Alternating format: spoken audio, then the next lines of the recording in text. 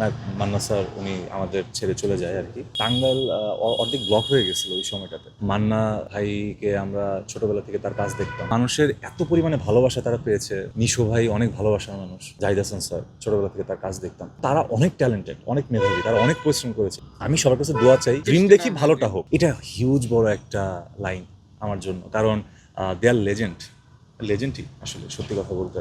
মান্না ভাইকে আমরা ছোটবেলা থেকে তার কাজ দেখতাম।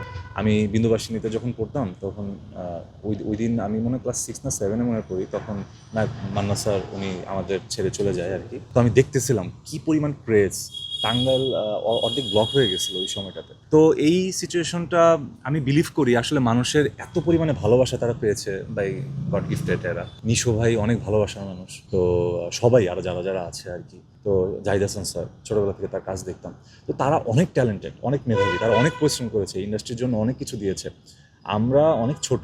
আমি সবার কাছে দোয়া চাই যেন কোনোভাবে টিকে খেয়ে কোনোভাবে চলতে পারি। বাকিটা তো আল্লাহ ভরসা, দেখা যায় কি হয়। আসলে সময় সুযোগ কখন কি আসে না আসে, হইলো না বাই চান্স। তো কেন আগ থেকে, বাট হ্যাঁ, ড্রিম দেখি ভালোটা হোক। আমি চাই মানুষ, হ্যাঁ, এক্সাম্পল যেহেতু আছে, আমি চেষ্টা করি, আমি দোয়া করি, আর সবার কাছে দোয়া চাই যেন ভালোটাই হোক।